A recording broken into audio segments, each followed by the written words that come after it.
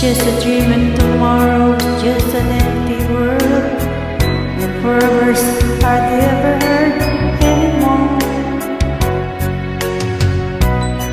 Sa mundong itong saktan-taksin, duha sa bawat halik, ay wala na raw pag-ibig. Ngunit sa kislang mata, nababasa ko na mayroon pa